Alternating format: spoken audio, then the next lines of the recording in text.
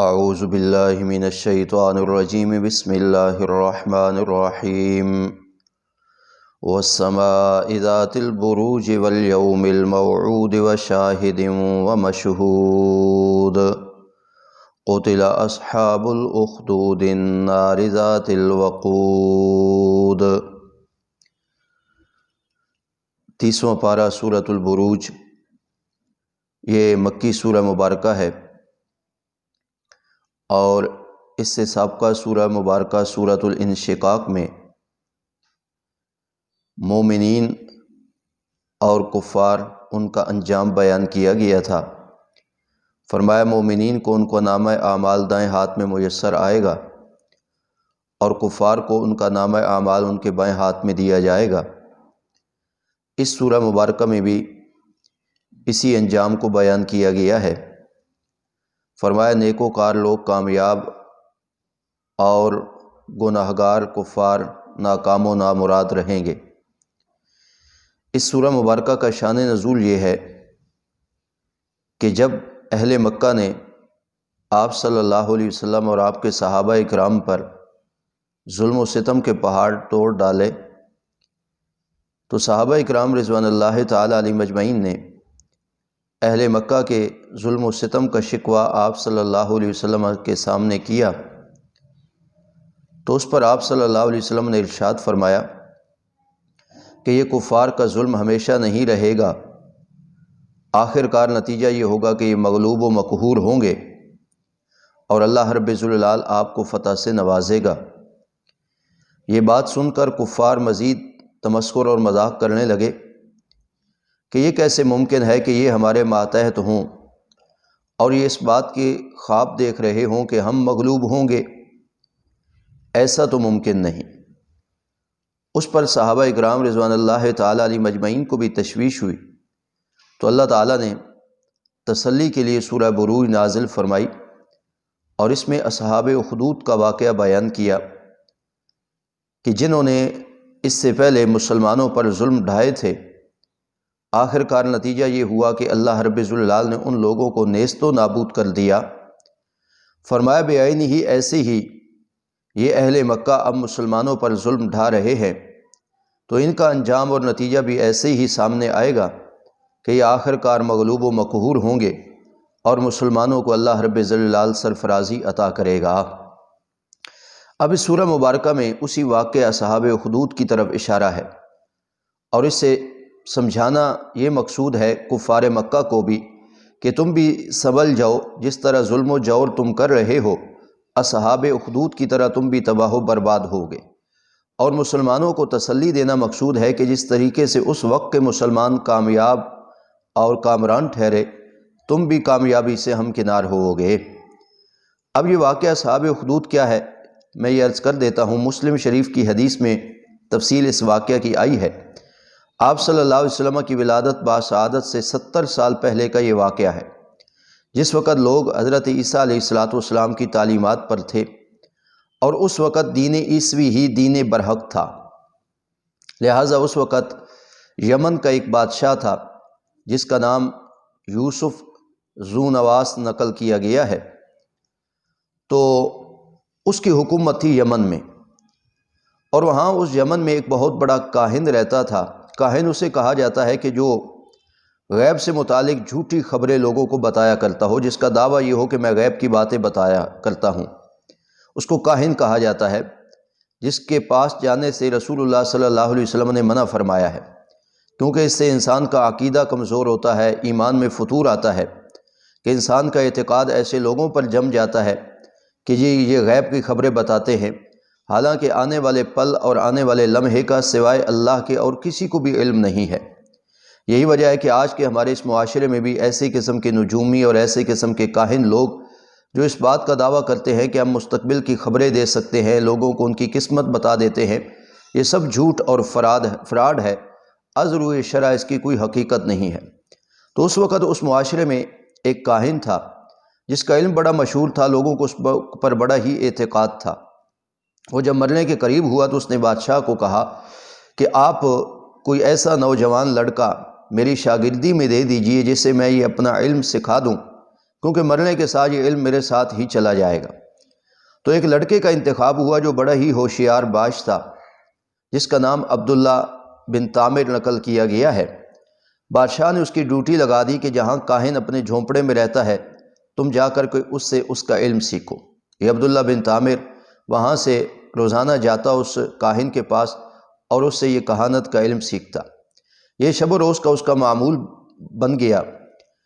ایک دن اس کی نگاہ عبداللہ کی ایک راہب کے جھونپڑے پر پڑی جو اسی راستے میں آتا تھا۔ راہب جو عیسیٰ علیہ السلام کی تعلیمات پر اس وقت لوگ عمل پیرا ہوتے انہیں راہب کہا جاتا تھا، تو وہ حضرت عیسیٰ علیہ السلام کی تعلیمات پر تھا۔ اس عبداللہ نے اس راہب کے پاس بھی آنا جانا شروع کر دیا۔ راہب نے اسے دینی عیسوی کی تعلیم دینا شروع کر دی۔ اب ہونے یہ لگا کہ وہ عبداللہ جو نوجوان کہانت کا علم سیکھنے کے لیے مأمور کیا گیا تھا، اب وہ کاہن کے پاس حاضر ہونے کے بجائے وہ راہب کے پاس ہی شب و روز گزارنے لگا، اور وہ ان دونوں چیزوں کا تقابل بھی کرنے لگا کہ راہب کی باتیں سچی ہیں یا کاہن کی باتیں سچی ہیں۔ ایک دن وہ اسی راستے پہ چل رہا تھا تو دیکھا اس نے کہ بہت سارے لوگ جمع ہیں، ایک بھیڑ اور ایک ہجوم بنا ہوا ہے، تو وہ اس ہجوم کے پاس پہنچا۔ جب سبب معلوم کیا لوگوں کے ہجوم کا تو بتایا گیا کہ یہاں راستے میں ایک روایت کے مطابق شیر یا ایک روایت کے مطابق سانپ اور اژدہا ہے جس نے لوگوں کا راستہ روکا ہوا ہے، اس لیے لوگ بھیڑ اور ہجوم لگائے ہوئے ہیں۔ اس نوجوان کے پاس یہ موقع تھا کہ وہ جانچے کہ راہب کی باتیں درست ہیں، اس کا بتایا ہوا دین درست ہے یا کاہن کی تعلیمات درست ہیں۔ اس نے آزمائش کرنے کے لیے ایک پتھر اٹھایا اور اللہ سے دعا کی اور کہا کہ اگر راہب کا دین سچا ہے تو میرے اس پتھر کے ساتھ یہ سانپ یا یہ شیر مر جائے، اور اگر کاہن کی باتیں سچی ہیں تو میرے اس پتھر سے یہ شیر اور یہ سانپ نہ مرے۔ اس نے جب یہ دعا کر کے پتھر پھینکا تو نتیجے میں وہ شیر یا وہ جو سانپ اژدہا جس نے راستہ روکا ہوا تھا وہ مر گیا، اور لوگوں کا یوں راستہ کھل گیا، اور لوگوں کی توجہ بھی اس نوجوان کی طرف ہو گئی۔ پھر لوگ اس کے پاس آنے لگے، اس سے دعا لیتے، تو ہر شخص کو یہ دعوت توحید، اللہ رب ذوالجلال کی ربوبیت، اللہ کی توحید اور وحدانیت کی تعلیم دیتا۔ آہستہ آہستہ اس کی شہرت بھی ہو گئی کہ لوگ جو اس سے دعا کراتے انہیں شفا مل جاتی۔ اسی یوسف ذو نواس بادشاہ کی دربار میں ایک وزیر تھا جو کہ نابینا تھا۔ یہ شہرت جب اس کو معلوم ہوئی تو وہ بھی اس عبداللہ نوجوان کے پاس آیا اور اس نے اپنی آنکھوں کی بینائی کے لیے دعا کروائی۔ اس نوجوان نے اسے بھی حسب معمول دعوت توحید دی، جس کے نتیجے میں دعا بھی کی اور اس کی آنکھیں صحیح ہو گئیں، اور وہ وزیر جو ہے وہ بھی صاحب ایمان ہو گیا۔ دوسرے دن جب وہ بادشاہ کی عدالت میں پہنچا دربار میں تو اس کی آنکھیں صحیح اور تندرست تھی۔ بادشاہ کو یوں بتایا گیا کہ اس طریقے سے ایک نوجوان ہے، تو بادشاہ نے جب کچھ کی تو اس کے بعد اسے پتہ چلا کہ یہ تو وہی نوجوان ہے جس کو کاہن سے تعلیمات حاصل کرنے کے لیے میں نے مأمور کیا تھا، مگر یہ تو دینی عیسوی قبول کر بیٹھا ہے۔ لہٰذا اس وزیر کو اس کو زد و کوب کرنے کے بعد اس نے اس نوجوان کا پتہ دیا تھا، اس کے ذریعے سے بچے کا بھی پتہ لگایا گیا، اس راہب کا بھی پتہ لگایا گیا، سب کو بدعوف کیا گیا دربار میں، اور راہب کے بارے میں اور اس وزیر کے بارے میں تو بادشاہ نے قتل کرنے کا حکم جاری کر دیا۔ لہٰذا اس بچے کے بارے میں بادشاہ نے لوگوں کو کہا کہ اسے ایک گھاٹی پر لے جاؤ، پہاڑ کی چوٹی پر، اور وہاں سے دھکا دے دو۔ لوگ اسے لے گئے اور اس بچے نے وہاں اپنے رب سے دعا کی، اے اللہ مجھے ان ظالموں سے بچا، جس کے نتیجے میں ایک زلزلہ بپا ہوا اور اس کے نتیجے میں وہ سارے کے سارے پہاڑ سے گرے اور وہ ہلاک ہو گئے، اور وہ عبداللہ نامی جوان وہ صحیح سالم دوبارہ واپس آ گیا۔ بادشاہ نے ایک اور جماعت ساتھ بھیجی اور کہا اسے دریا اور سمندر کے اندر غرقاب کر دو۔ وہ لے کر کے گئے، اس نے پھر دعا کی، وہ سب کے سب خود ڈوب گئے، یہ نوجوان بچ گیا۔ بادشاہ تنگ ہوا، لوگوں کے درمیان بھی یہ شہرت پانے لگی بات کہ ایک نوجوان ہے اور وہ یوں دعا کرتا ہے، کوئی ذات ہے جو اسے بچا لیتی ہے۔ اور بادشاہ کو تو یہی پریشانی تھی کہ میں خود ربوبیت کا دعوے دار ہوں، بقول بعض مفسرین وہ خود بھی اپنے آپ کو رب کہلواتا تھا، تو لہٰذا یہ مجھے چھوڑ کر کے اور کسی ذات کو رب مان لیں، یہ مناسب نہیں۔ آخر کار اس نوجوان عبداللہ نے خود کہا، اس نے کہا جی اگر مجھے آپ راستے سے ہٹانا چاہتے ہیں، مارنا چاہتے ہیں، تو اس کا طریقہ یہ ہے کہ لوگوں کو جمع کیجیے اور ایک تیر پر میرے رب کا نام لیتے ہوئے اسے مجھ پر پھینکیے، اس کے نتیجے میں شہید ہو جاؤں گا۔ لیکن اس میں بھی پیغام یہ تھا کہ میں جس پروردگار کی دعوت دے رہا ہوں اسی پروردگار کے ہاتھ میں نفع اور نقصان ہے، بادشاہ تو اپنے آپ کو رب کہلاتا تھا، لیکن اس بچے کو بھی راستے سے ہٹانا چاہتا تھا۔ سو ایسے ہی مجمع لگایا گیا اور اس نوجوان کو اونچی جگہ کھڑا کر کے تیر پر اللہ کا نام لے کر کے بسم رب حاذل غلام کہہ کر کے تیر چھوڑا گیا تو اس کی کمپٹی پر جا لگا، جس سے خون نکلا اور وہ لڑکا شہید ہو گیا۔ لیکن شہید ہونے کے ساتھ ہی وہ سارے کا سارا مجمع وہ صاحب ایمان ہو گیا۔ یہ اللہ تعالیٰ کی اپنی حکمتیں ہوتی ہیں کہ کسی مشن کو روکنے کے لیے اہل باطل کتنی ہی کاوشیں اور محنتیں اور کوششیں کرتے ہیں، مگر وہ مشن پھیلنے ہی لگتا ہے۔ عبداللہ بن طامر نے خود تو اپنی جان اللہ کے حضور پیش کر دی، مگر لوگوں کو ایمان کے لیے ایک بہترین راستہ دکھا دیا، وہ سب کے سب لوگ صاحب ایمان ہو گئے۔ اب پریشانی مزید بادشاہ کے لیے بڑھ گئی کہ میں جس ایمان سے لوگوں کو روکنا چاہتا تھا وہ تو سارے کے سارے وہی ایمان قبول کر بیٹھے ہیں۔ پھر اس کے وزیروں اور مشیروں نے اسے حکم دیا، مشورہ دیا کہ آپ بہت بڑی خندق کھدوائیں جس کے اندر آگ جلا دیں، اور ان جتنے صاحب ایمان لوگ ہیں ان کو اس آگ میں ڈال دیجیے۔ آگ میں ڈالیں گے یہ جلیں گے، نیست و نابود ہو جائیں گے، اور آپ کے اس مشن میں کسی قسم کی رکاوٹ نہیں ہوگی، سبھی لوگ آپ کی ربوبیت پر ایمان لے آئیں گے۔ مگر یہ ان کی خام خیالی تھی۔ انہوں نے خندقیں کھودیں، اس میں آگ جلائی اور لوگوں کو اس کو اندر ڈالنا شروع کر دیا۔ علماء نے لکھا ہے کہ اس وقت ایک عورت تھی جس کے پاس معصوم بچہ تھا، تو سب سے پہلے اس کے بچے کو پھینکا گیا آگ میں، تاکہ یہ ماں کم از کم اپنے بچے کا یہ انجام دیکھ کر کے ایمان سے دستبردار ہو جائے گی۔ مگر اللہ تعالیٰ نے وہاں اپنی قدرت کا ایک اور نمونہ دکھایا کہ جب اس ماں سے بچہ چھین کے آگ میں ڈالا جانے لگا تو اللہ تعالیٰ نے اس بچے کو قوت گویائی بخشی، اور اس نے آگ میں جاتے ہی اپنے والدہ کو یہ پیغام اور میسیج دے دیا کہ آپ کامیاب و کامران ہیں، اس چیز کو آپ معمولی جانیں، یہ کوئی ان کی طرف سے بہت بڑی آفت نہیں ہے، بلکہ اللہ رب ذوالجلال نے مجھے اس چیز سے بھی مامون اور محفوظ بنا دیا ہے۔ اس واقعہ کو دیکھ کر کے لوگوں کے ایمان میں اور تازگی آئی، اور اصحاب اخدود یعنی یہ خندقوں والے لوگ جو مظالم ڈھانے والے تھے، ان کا جو مقصد تھا یہ مقصد نامراد رہا۔ لہٰذا بہت سارے لوگوں نے اپنی جانوں کے نذرانے بھی دیے مگر ایمان سے دستبردار نہ ہوئے۔ تو یہ اصحاب اخدود کا واقعہ یہاں بیان کر کے اہل مکہ کو تنبیہ کر دی گئی کہ تم بھی جس طرح اہل اسلام پر ظلم و ستم ڈھا رہے ہو، تمہارا انجام بھی اصحاب اخدود کی طرح ہونے والا ہے۔ اور ساتھ ہی مسلمانوں کو تسلی دے دی، فرمایا جس طریقے سے وہ کامیاب و کامران رہے تم بھی کامیاب و کامران رہو گے۔ اس واقعہ کے بعد یہی یوسف ذو نواس جو بادشاہ تھا کیسر روم کو اس کے بارے میں معلوم ہوا کہ اس نے عیسیٰ علیہ السلام کی جو انجیل مقدس ہے اس میں بھی تبدیلی کر دی ہے، یہاں تک اس کی توہین اور گستاخی کی ہے، تو اس نے ایک لشکر بھیجا جس لشکر کے ہاتھوں یہ پامال ہوا اور اس کا انجام بد دنیا والوں کے سامنے آ گیا۔ تو یہ اس سورہ مبارکہ میں یہ واقعہ مذکور ہے، اور اسی واقعہ سے مسلمانوں کو تسلی دینا مقصود ہے اور کفار کو تنبیہ کرنا مقصود ہے۔ تو شان نزول میں نے عرض کر دیا کہ صحابہ اکرام کی تسلی کے لیے یہ اللہ تعالیٰ نے سورہ مبارکہ اتاری جس میں اصحاب حدود کا واقعہ تھا۔ اب اس میں اچھے اور برے لوگوں کا انجام بھی سورہ مبارکہ میں آئے گا، اور ابتدا میں اللہ تعالیٰ نے چند چیزوں کی قسمیں اٹھائی ہیں، اور پہلے بھی عرض کیا تھا کہ قسم مقصود ہوتا ہے اس سے بات کو مؤکد کرنا، تو بتایا جا رہا ہے کہ اللہ رب ذوالجلال ان چیزوں کو شاہد بنا رہا ہے، یہ اس بات کے گواہ ہیں کہ واقعتاً اصحاب اخدود وہ تباہ و برباد ہوئے۔ بسم اللہ الرحمن الرحیم والسماء ذات البروج، قسم ہے آسمان کی جو برجوں والا ہے۔ بروج برج کی جمع ہے۔ اس کی تفسیر میں علماء نے لکھا کہ آسمان کے برج سے مراد یا تو آسمان کے دروازے ہیں، اور یہ بات یاد رکھی کہ آسمان کے دروازے ہیں، اگرچہ ہمیں اس نظر نہ بھی آئیں لیکن قرآن و سنت نے یہ حقیقت بتا دی ہے، جیسے اس سے پہلے بھی گزر چکا ہے کہ آسمان دروازے ہو جائے گا، اور دوسرا احادیث سے بھی ثابت ہے کہ جب فرشتوں کا نزول ہوتا ہے تو وہ جن راستوں سے اترتے ہیں، جن دروازوں سے اترتے ہیں آسمان کے، ان کی حقیقت کو ماننا چاہیے۔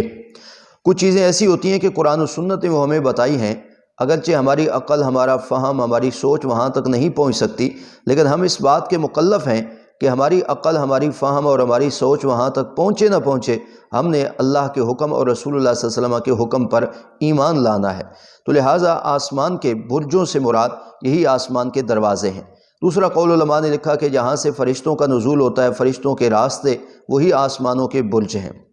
اور بعض علماء کی رائے یہ ہے، جیسا کہ مفتی محمد شفیع صاحب رحمۃ اللہ علیہ نے معارف میں لکھا کہ فلاسفہ کے ہاں جو 12 برج ہیں نا، جن کے وہ متعدد نام رکھے ہوئے ہیں، اور آج کل بھی ہمارے ہاں جو لوگ ستاروں کی تاثیر کے قائل ہیں، وہ پہلے اپنی قسمت کا ستارہ تلاش کرتے ہیں عاملوں کے ذریعے، کاہنوں کے ذریعے، اور پھر وہ سمجھتے ہیں کہ ان سیاروں کے اندر اور جس طریقے سے تغیر و تبدل ہوگا اسی طریقے سے ہماری قسمت میں بھی تغیر و تبدل ہوگا۔ تو یہ فلاسفہ نے وہ جو 12 برج مقرر کیے ہیں، بعض علماء نے لکھا یہ وہ 12 برج ہیں جو آسمان کے ساتھ لازم ہیں۔ بہرحال اللہ رب الجلال نے آسمان کی قسم اٹھائی، وہ آسمان جس کے ساتھ برج ہیں، یعنی وہ آسمان جو دروازوں والے ہیں، وہ آسمان جو فرشتوں کے اترنے اور آنے اور جانے کے راستوں کے ساتھ لازم ہیں۔ فرمایا اس آسمان کی قسم، والسماء ذات البروج، اور قسم ہے آسمان کی جو برجوں والا ہے، والیوم الموعود، اور قسم ہے اس دن کی جس کا وعدہ دیا گیا ہے۔